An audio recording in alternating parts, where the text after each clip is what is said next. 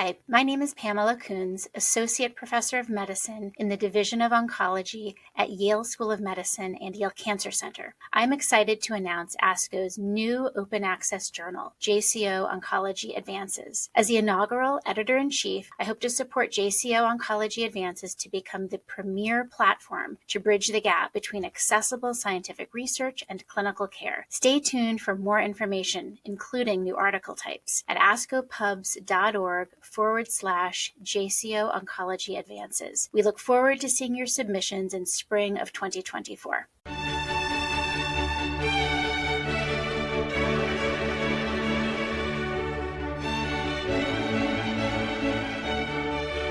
This JCO podcast provides observations and commentary on the JCO article, Response to Neoadjuvant Systemic Therapy for Breast Cancer in BRCA Mutation Carriers and Non-Carriers, a Single Institution Experience, by Banu Arun et al. My name is Dr. Nadine Tung, and I am an Assistant Professor of Medicine at Harvard Medical School and Director of the Cancer Risk and Prevention Program at Beth Israel Deaconess Medical Center in Boston, Massachusetts. My oncologic specialty is medical oncology with a special interest in breast cancer and cancer genetics. Breast cancers that develop in women with germline mutations in the genes BRCA1 or BRCA2 account for about 5% of all breast cancers. There is reason to expect that breast cancers without functional BRCA1 or 2 may be more sensitive to DNA-damaging chemotherapy, since these genes are essential to DNA repair and preventing apoptosis. Prior to the study under discussion by Arun et al., information about the relative effectiveness of chemotherapy in BRCA-associated and sporadic or non-inherited breast cancers was limited and inconsistent.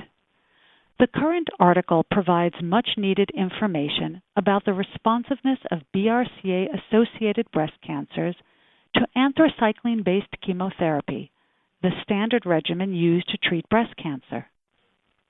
The primary goal of this retrospective study is to determine whether the pathologic complete response, or PCR rate, to neoadjuvant chemotherapy is different between women with and without germline BRCA mutations.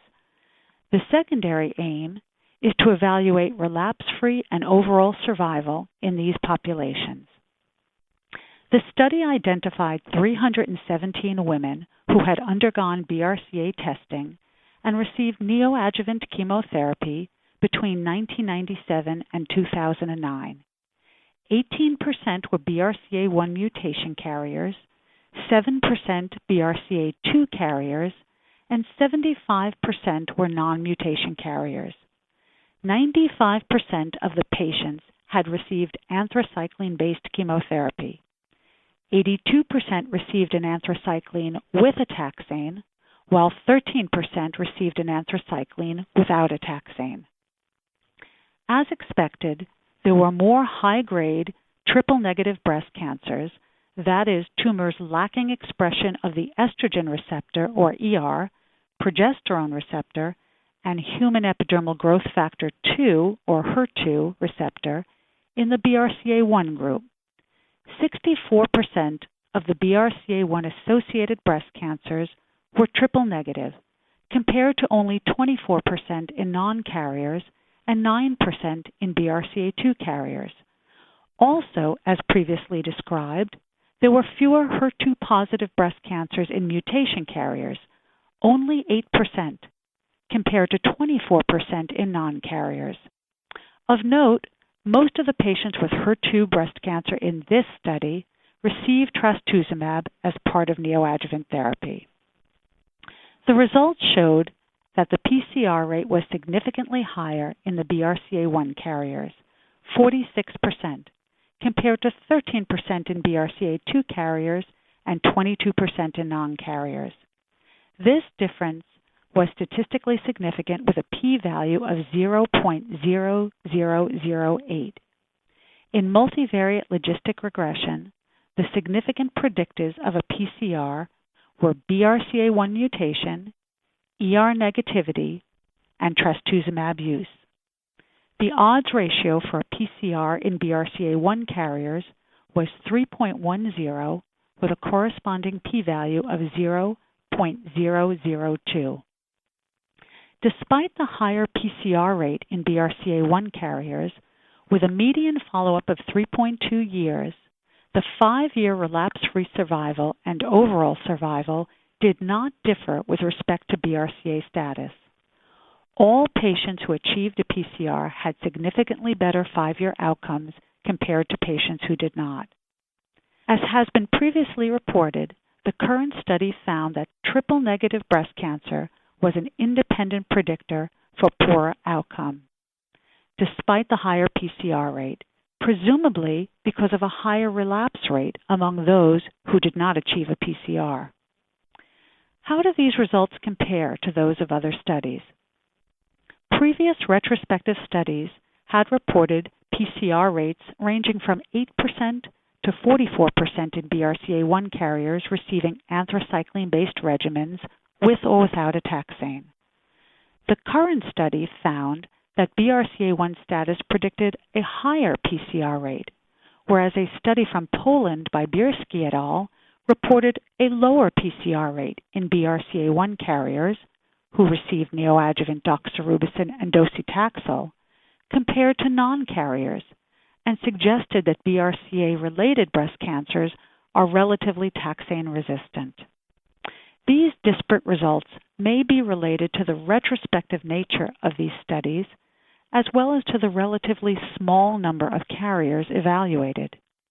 The study by Arun et al. Includes more complete data about tumor characteristics, such as ER status, and though a retrospective analysis, the data and pathology review were collected prospectively as part of a research database at MD Anderson Cancer Center. How do the long-term outcomes in this study compare to previous results? While other studies compared outcomes in BRCA carriers and non-carriers, most did not correct for the imbalance of high-grade triple-negative breast cancers found in BRCA1 carriers.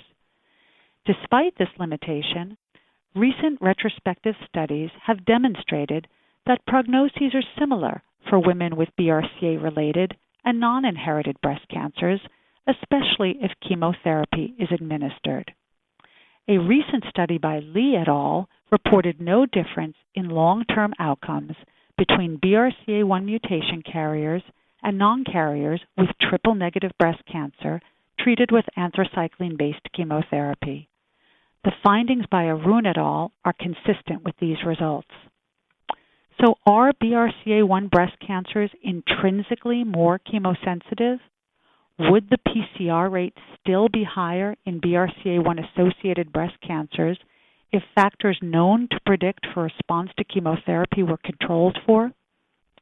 In the current study, the PCR rate among triple-negative breast cancers was not different between BRCA1 mutation carriers and non-carriers. Among patients with non-triple-negative breast cancers who did not receive trastuzumab, presumably those with ER-positive, HER2-negative disease, the 55% PCR rate in BRCA1 carriers was higher than the 13% observed in non-carriers. From other studies, we know that ER-positive breast cancers in BRCA1 carriers have a higher proliferative rate than in non-carriers. So the higher PCR rate in BRCA1 cancers may merely reflect the type of breast cancers that BRCA1 carriers develop, high-grade, highly proliferative ductal cancers, rather than an intrinsic increased chemosensitivity to anthracycline-based chemotherapy. However, this issue remains unresolved. Does the finding that the PCR rate was the same in triple-negative breast cancers, regardless of mutation status, support an emerging hypothesis that sporadic triple-negative breast cancers share similar molecular and biologic properties with BRCA-related cancers? Alternatively, might anthracycline-based chemotherapy simply fail to exploit the biologic differences that exist between BRCA-related and sporadic breast cancers. At the 2009 American Society of Clinical Oncology meeting, investigators from the Regional Oncology Center in Poland updated their experience with neoadjuvant cisplatin in BRCA1 carriers with breast cancer. They reported a remarkable 72% PCR rate in 25 BRCA1 carriers. Cisplatin is an unconventional drug in breast cancer treatment, yet in ovarian cancer, BRCA carriers have an increased response to cisplatin compared to non-carriers. Cisplatin creates double-strand DNA breaks that BRCA-deficient cancers are unable to repair due to their defect in homologous recombination. The 72% PCR rate with cisplatin contrasts to the much lower rates reported with anthracycline-based regimens. However, comparing data from a small prospective study using cisplatin with those from retrospective studies using anthracycline-based regimens is problematic, especially when differences in clinical and pathological characteristics of the cancers are not controlled for. The results of the current study provide reassurance that mutation carriers with newly diagnosed breast cancer are likely to do as well as those with sporadic breast cancer after receiving standard chemotherapy. Whether the optimal regimen for these patients is cisplatin or an anthracycline-based regimen will need to be determined in prospective randomized trials. Finally, there has been much excitement about a new class of therapeutic agents known as poly-ADP ribose polymerase, PARP, inhibitors. These drugs block repair of single-strand DNA breaks and have shown excellent activity with minimal side effects when used as monotherapy in mutation carriers with advanced breast cancer. These agents have not yet been evaluated in mutation carriers with early-stage breast cancer because the optimal dose, either alone or in combination with various chemotherapy drugs, has not yet been determined. How these agents will be incorporated into the treatment of early-stage breast cancer and with which chemotherapy regimen remains to be determined. This concludes this JCO podcast. Thank you for listening. For more original research, editorials, and review articles, please visit us online at jco.org. This production is copyrighted to the American Society of Clinical Oncology. Thank you for listening.